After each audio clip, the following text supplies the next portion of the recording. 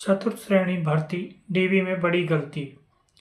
सभी गलती step by step जानें। इस वीडियो में आप लास्ट तक बने रहें। फोर्थ ग्रेड डीवी के समय आपको कौन कौन सी गलती का सामना करना पड़ रहा है, इसके बारे में कंप्लीट जानकारी इस वीडियो में देने वाले हैं, इसलिए आप वीडियो में लास्ट तक बने रहें। फर्स्ट गलती आपकी हो रही है, ऑनलाइन स्क्रूटनी फॉर्म नहीं भरा। ज़्यादातर कैंडिडेटों के सामने जो गलती का मुख्य कारण है कि वो अब समय रहते हुए अपना स्क्रूटनी फॉर्म जमा नहीं कर पा रहे हैं। उनको ये सबसे पहली उनकी गलती आ रही है कि क्योंकि उन्होंने टाइम रहते हुए किसी भी कारणवश से या कोई बीमार हो गए हैं या उनको अपना स्क्रूटनी फॉर्म के बारे में जानकारी नहीं मिली। ये सब मुख्य बिंदु हो सकते हैं आपका स्क्रूटनी फॉर्म नहीं जमा करने के। इसलिए इसके लिए आपको ज़्यादा टेंशन लेने वाली बात नहीं है। अगर आपने ऑनलाइन स्क्रूटनी फॉर्म नहीं भरा है तो आप ऑफलाइन स्क्रूटनी फॉर्म का आवेदन फॉर्म डाउनलोड करके उसको अपने पेन से फिलअप करके भी आप डीवी सेंटर जा सकते हो। इसके लिए लगभग आपको 12 पेज का एक स्क्रूटनी फॉर्म ऑफिशियल साइट से डाउनलोड करना होगा। अगर आपके पास वो स्क्रूटनी फॉर्म आप डाउनलोड नहीं कर पा रहे हैं तो आप हमसे डाउनलोड करवा सकते हो या हमसे डाउनलोड करने का सीधा लिंक आप ले सकते हो। इसके लिए आप हमें कमेंट बॉक्स में कमेंट करें। दूसरी गलती सामने आ रही है, समय पर डीवी सेंटर नहीं पहुंचना। कुछ कैंडिडेटों के सामने ये समस्या भी आ रही है कि वो समय रहते हुए अपने डॉक्यूमेंट वेरिफिकेशन सेंटर नहीं पहुंच पा रहे हैं। इससे पहले कि विभाग ने आपको ऑलरेडी ये नोटिस कर रखा है या आपको मैसेज भी कर रखा है और आपकी ईमेल आईडी पर ईमेल भी डाल रखा है कि आपको इस डेट में इस समय पर अपने डीवी सेंटर पर पहुंचना होगा। आप निर्धारित समय पर डीवी सेंटर पहुंचें, जिससे कि आपको जो भी गाइडलाइन की जो भी अनाउंस है वो समय पर आप सुन सकें। लगभग 10 बजे से भी जो डीवी सेंटर हैं वो खुल जाते हैं। वहाँ पर माइक के थ्रू आपको वो अनाउंसमेंट करके बताते हैं कि आपको कौन सी प्रक्रिया कहाँ करनी है, क्या क्या डॉक्यूमेंट रखने हैं, किस रूम में आपका डीवी के लिए रजिस्ट्रेशन होना है। ये सब जानकारी आपको अगर समय पर रह के पहुँचते हैं तो आपको कोई दिक्कत का सामना नहीं करना पड़ता है। फिर भी कुछ समय के लिए आप लेट भी हो जाते हैं तो आप वहाँ पर हेल्प डेस्क बने हुए हैं, महिला हेल्प डेस्क अलग से, पुरुष हेल्प डेस्क अलग से, वहाँ से भी आप जानकारी ले सकते हैं। फटाफट आप टाइम पर पहुँचोगे तो आप जो डिप्रेशन के शिकार नहीं होंगे, इसलिए आप टाइम रहते हुए डीवी सेंटर पर पहुँचें। तीसरी गलती आ रही है, कुछ कैंडिडेटों के हमारे पास मैसेज आ रहे हैं, वो अपना जो डीवी के लिए हैं वो एक फाइल होती है, खाली फाइल लेके जानी है, यानी कि 2 फाइल लेके जानी है। एक मूल आवेदन फॉर्म के लिए, एक उसकी फोटोकॉपी जीरोक्स आपको करवानी है, करवा के डीवी सेंटर पर लेके जानी है। इसलिए जो भी खाली फाइल हैं, 2 फाइल हैं, लगभग 20-20 रुपए की मिल जाती हैं। अलग अलग जगह पर अलग अलग रेट हो सकता है, बट जहाँ तक है वो इसका रेट 20 रुपये के आसपास है। वो डीवी सेंटर पर आप लेके जाएं, फाइल के अंदर ही आप सारे डॉक्यूमेंट अटैच करके जमा कराएं, जिससे कि आपका किसी तरह का कोई डॉक्यूमेंट इधर से उधर ना हो। फाइल से स्टेपलर से या आपका या किसी छेद कर बांध के ले जाते हो तो इससे आपके डॉक्यूमेंट मिस हो सकते हैं। इसलिए आप फाइल के अंदर लगा के ले जाएं। एक ओरिजिनल सेट, एक उसका फोटोकॉपी सेट लेके जाएं, और जो ओरिजिनल सेट है उसके साथ आपके चेकलिस्ट लगेगी। बाकी आप दूसरा सेट है उसके साथ कोई चेकलिस्ट लगने वाली नहीं है, इसलिए चेकलिस्ट लगा के ओरिजिनल सेट साथ में दूसरे और जो फोटोकॉपी सेट है उसको भी फाइल में लगा के जमा करें। कुछ कैंडिडेट बार बार मैसेज कर रहे हैं कि सर फाइल ज़रूरी है क्या?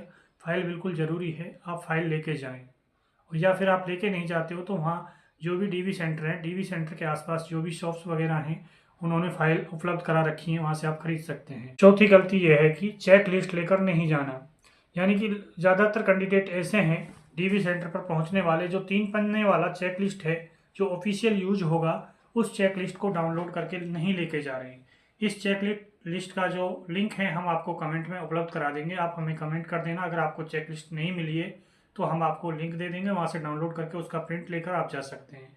इस चेक लिस्ट पर आपकी तरफ से कुछ पूर्ति आपकी तरफ से की जाएंगी, नाम, पता, नाम वगैरह, या फिर अपना रोल नंबर वगैरह या आपका मेरिट नंबर वगैरह, ये सब आपको लिखना होगा। बाकी विभाग आपको लिखेगा, वो विभाग की तरफ से पूर्ति की जाएगी। वो चेक लिस्ट आपको फर्स्ट में आपको इस फाइल में लगानी है, उसके बाद बाकी का जो भी फाइल है वो आपको तैयार करके उसके नीचे लगाना है। ये चेक लिस्ट कंपलसरी है, कृपया सभी कैंडिडेट चेक लिस्ट लेके जाएं। और साथ ही आपको एक और जानकारी आपको बता देते हैं, जो आपने मूल आवेदन फॉर्म जमा किया था, यानी कि फर्स्ट में आपने 2024 में फॉर्म भरा था 2024 भर्ती के लिए, तो उस समय आपके पास एक फॉर्म आपको मिला होगा, ई मित्र के थ्रू भरा है या सेल्फ आपने खुद ने भरा है, तो उसका प्रिंट आउट आपको लेके जाना है, साथ में आधार कार्ड लेके जाना है। रजिस्ट्रेशन के समय इन फॉर्म की और आधार कार्ड की आपको ज़रूरत पड़ेगी। पांचवी गलती ये आ रही है कैंडिडेट के पास, आप पोस्टल ऑर्डर लेके नहीं जा रहे हो। कुछ कैंडिडेटों को यहाँ तक भी नहीं पता कि पोस्टल ऑर्डर होता क्या है। पोस्टल ऑर्डर हम आपको इस वीडियो में साइड में दिखा देंगे। यहाँ पोस्टल ऑर्डर आपको दिखा देंगे। देखने के बाद उस पोस्टल ऑर्डर को आपको पोस्ट ऑफिस से 100 रुपये का खरीदना होता है, यानी कि 10 रुपये वो टैक्स के लेते हैं, 10% टैक्स लगता है। 110 रुपये में आपको पोस्टल ऑर्डर प्रोवाइड हो जाएगा पोस्ट ऑफिस से। वो एकदम आपको खाली मिलेगा, खाली वो आपको मोहर लगा के देंगे उस पर कि स्टेट को ये जारी हुआ है। उसके बाद आपको उसमें ऊपर आपको जो इसके लिए अदा करना है उसमें लिखना है सचिव कर्मचारी चयन बोर्ड जयपुर लिखना है। नीचे आप अपना एड्रेस लिख सकते हो। उसके बाद उस पोस्टल ऑर्डर को आप जो आपका स्क्रूटनी फॉर्म है, स्क्रूटनी फॉर्म के फर्स्ट में लगा के लेके जाना है। और ये पोस्टल ऑर्डर के लिए आप सुन लें, ये पोस्टल ऑर्डर सभी के लिए कंपलसरी नहीं है, मात्र एक ऐसे कैंडिडेटों के लिए ज़रूरी है जिन्होंने ऑनलाइन स्क्रूटनी फॉर्म नहीं भरा है। ऑफलाइन स्क्रूटनी फॉर्म भरने वाले कैंडिडेट के लिए ये पोस्टल ऑर्डर लगाना ज़रूरी है। जितने भी कैंडिडेटों ने ऑनलाइन स्क्रूटनी फॉर्म भरा है उनके लिए पोस्टल ऑर्डर की जगह पर उन्होंने ऑनलाइन पेमेंट किया था उसकी रसीद आपको लगानी होगी। ये पोस्टल ऑर्डर आपको पोस्ट ऑफिस से मिल जाएगा। लगभग सभी पोस्ट ऑफिस में 100 रुपये का पोस्टल ऑर्डर अवेलेबल होगा, वहाँ से आप खरीद सकते हो। 6 नंबर पर कैंडिडेट ये गलती कर रहे हैं कि स्टाम्प पेपर शपथ पत्र लेकर नहीं जा रहे हैं।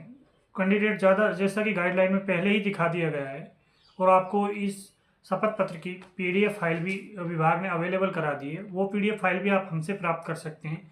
उसके लिए आप हमें कमेंट करें, साथ ही हमारे इस YouTube चैनल को सब्सक्राइब करें, जिससे कि शपथ पत्र के बारे में कंप्लीट जानकारी या और आने वाली वीडियो की जानकारी सबसे पहले मिल सके। आप अगर हमसे जुड़कर या हमारे चैनल को सब्सक्राइब करके रखोगे तो हम आपको आने वाली वीडियो का नोटिफिकेशन सबसे पहले आपको मिल जाएगा, जिससे कि समय रहते आपको जानकारी उपलब्ध हो जाएगी। इसलिए हम आपको बार बार सब्सक्राइब करने के लिए बोलते हैं और इस वीडियो को ज़्यादा से ज़्यादा शेयर लाइक करें, जिससे कि सभी कैंडिडेटों के पास 4th ग्रेड DV की जानकारी पहुंच सके। अब हम इसके बारे में बता देते हैं। स्टाम्प पेपर, कुछ स्टाम्प पेपर आपको एकदम सादा प्लेन पेपर पर लिखने हैं। उसमें आपको कोई भी स्टाम्प और नोटरी की आवश्यकता नहीं होगी। वो आपको अपना खुद का हस्ताक्षर से जारी करना होगा, यानी कि धूम्रपान संबंधित या संविधान की शपथ संबंधित ऐसे दस्तावेज हैं जिनको आप सादा के कागज़ पर लिख सकते हैं। इसके अलावा कुछ आपके पास जैसे सामान्य घोषणा संबंधी एक शपथ पत्र है, वो 50 रुपये के स्टाम्प पर बनेगा। विवाह संबंधित या विवाह हुआ है नहीं हुआ है उससे संबंधित जो यानी कि उसको दहेज शपथ पत्र बोलते हैं, वो आपको 50 रुपये के स्टाम्प पेपर पर लिखवाना होगा। या फिर कोई भी डॉक्यूमेंट आपसे अधूरा है, आपसे छूट गया है, उस डॉक्यूमेंट के पास आपके पास अवेलेबल नहीं है, तो उसका भी आप 50 रुपये के स्टाम्प पेपर पर शपथ पत्र लिखवा सकते हो। ये सब शपथ पत्र आपको लेके जाने होंगे। और इस शपथ पत्र के बारे में अधिक जानकारी के लिए आप हमें कमेंट कर सकते हैं अगर किसी तरह की कोई समस्या आपके सामने आ रही है तो। 7वां नंबर की गलती आपकी हो रही है चरित्र प्रमाण पत्र। जो चरित्र प्रमाण पत्र आपको लेके जाने हैं वो 2 राजपत्रित अधिकारियों यानी कि किसी डॉक्टर या लेक्चरर या किसी प्राचार्य यानी कि प्रिंसिपल से आप अपना चरित्र प्रमाण पत्र बनवा सकते हो और वो बनवा कर आपको लेके जाना पड़ेगा। बट ये दोनों सर्टिफिकेट आपके 2 चरित्र होते हैं, अलग अलग अधिकारियों से बनवाने होंगे। एक ही अधिकारी के जो आपके चरित्र हैं 2 वो नहीं चलेंगे, वो अलग अलग अधिकारियों के चलेंगे। इसलिए आप अलग अलग अधिकारियों से 2 चरित्र बनवा के लेके जाएं। कुछ कैंडिडेट मैसेज कर रहे हैं कि सर इस चरित्र प्रमाण पत्र में आपको टाइम पीरियड कितना लिखवाना है कि मैं कितने दिन से आपको जानता हूँ। लगभग 1 साल का आपको टाइम पीरियड इसमें लिखवाना कंपलसरी है और 1 साल का से इसको कैंडिडेट को मैं जानता हूँ, वो आपका चरित्र आपका वैलिड रहेगा, वो आप ऐसा चरित्र आप लगा सकते हो। और कुछ कैंडिडेट का मैसेज आ रहा है कि सर हमारा एजुकेशनल चरित्र आपका हमारा चलेगा या नहीं चलेगा। 2 राजपत्रित अधिकारियों के चरित्र प्रमाण पत्र इसमें मांगे गए हैं, फिर भी आपके पास एजुकेशनल वाला चरित्र हो तो उसे अतिरिक्त डॉक्यूमेंट के रूप में लगा सकते हैं। बट 2 राजपत्रित अधिकारियों के चरित्र प्रमाण पत्र भी आपके कंपलसरी हैं। 8वें नंबर की गलती है 2 सेट लेकर नहीं आना। कैंडिडेट जो DV सेंटर है, DV सेंटर पर मात्र 1 सेट लेकर पहुंच रहे हैं, इससे भी आपको समस्या का सामना करना पड़ रहा है। आपको DV के लिए अंदर जो डॉक्यूमेंट दल है, वो डॉक्यूमेंट वेरिफिकेशन दल है, वो वहाँ से बार बार आपको अंदर से बाहर भेज रहा है। इससे आप डिप्रेशन में आ जाते हो। बार बार आपको फोटो कॉपी करा के उसको छेद करा कर फिर वही फाइल में लगाते हो, उसमें टाइम आपका ख़राब होता है। इसलिए आप घर से ही दोनों के डबल सेट बनवा के लेके जाएं और ये बेटर रहेगा। फिर भी आप किसी कारणवश आप नहीं बनवा सकते हो तो उधर DV सेंटर पर आप टाइम से पहुँच कर ऐसी चीज़ें तैयार कर लें, जिससे कि आपका समय और आपका मानसिक तनाव आपको पैदा ना हो, इसलिए आप ये डबल सेट लेकर जाएं। जो डीवी सेंटर है वहाँ पर डबल सेट ही जमा होगा, किसी कंडीशन में एक सेट आपसे नहीं लिया जाएगा। ऐसा कर सकते हो आप, एक सेट कम्प्लीटली घर से बना के ले जा सकते हो। वो कंप्लीट होने के बाद आप उसको चेक करा लें, अगर वो उसमें सारी चीज़ें डिटेल सही हैं तो आप बाहर जाके उसकी कम्प्लीटली जीरोक्स उसी क्रम में लगाकर आप दूसरा सेट फाइल में लगा के सेट जमा कर सकते हो, यानी कि 2 सेट आपके जमा हो। 9वें नंबर पर गलती कर रहे हैं। अटेस्टेशन फॉर्म होता है जो आपका, यानी कि जो आपने फॉर्म भरा है स्कूटनी का, उसके बाद में एक लास्ट में एक 2 पन्ने का अटेस्टेशन फॉर्म होता है, जिसको आपको अपना फ़ोटो लगाकर उस पर सेल्फ खुद के साइन करने हैं। उसमें जो भी डिटेल है वो भरनी है। भरने के बाद आपको लास्ट पेज पर नीचे आपको एक राजपत्रित अधिकारी से सत्यापित करवाना है। उसमें आपको लिखवाना है कि मैं इसको 1 साल से जानता हूँ, इसने जो भी जानकारी दी है वो सारी सही है, इसके कारण वो सत्यापित करता है। इसलिए आपको वो राजपत्रित अधिकारी से सत्यापित करवा के ले जाएं, क्योंकि जिस जगह आप डीवी के लिए जाएंगे वहाँ पर आपका ये अटेस्टेशन फॉर्म को कोई सत्यापित नहीं करने वाला। इसलिए आप इसको अपने जानकारी के जो भी प्राचार्य हैं या लेक्चरार हैं या कोई डॉक्टर है या किसी भी तरह का कोई गजेटेड ऑफिसर है, उससे आप इसको सत्यापित करके ले जाएं।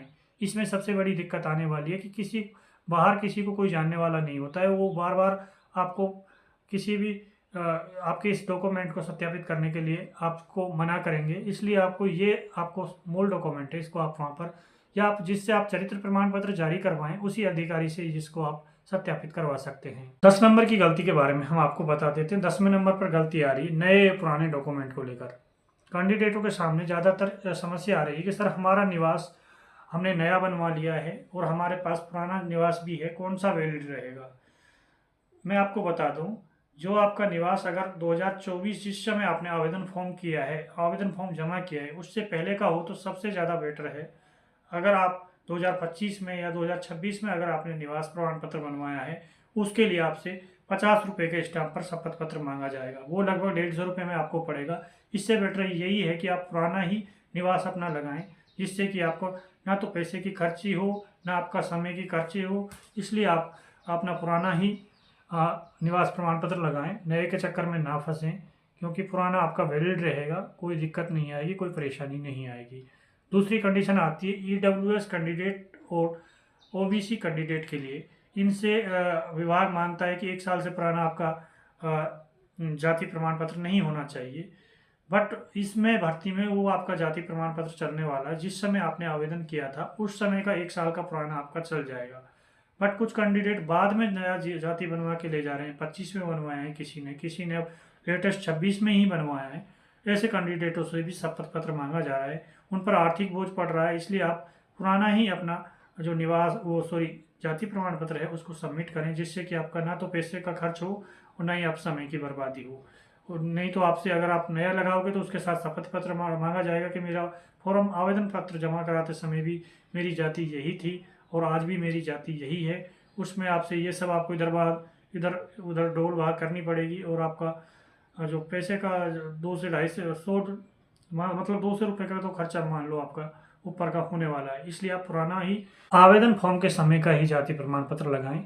अगर आपका 2024 से भी पुराना है तो उसके लिए आप नया आवेदन पत्र वो जाति प्रमाण पत्र लगा सकते हो। उसके साथ में शपथ पत्र आपको लगाना होगा कि फॉर्म भरते समय भी मेरी जाति यही थी और उससे पहले भी यही थी और आज भी यही है। ये सब डिटेल आपको ऑटोमेटिक नोटरी वाला लिखवा देगा, या जिससे भी आप स्टाम्प पेपर खरीदोगे वो कंप्लीट करा के आपको दे देगा।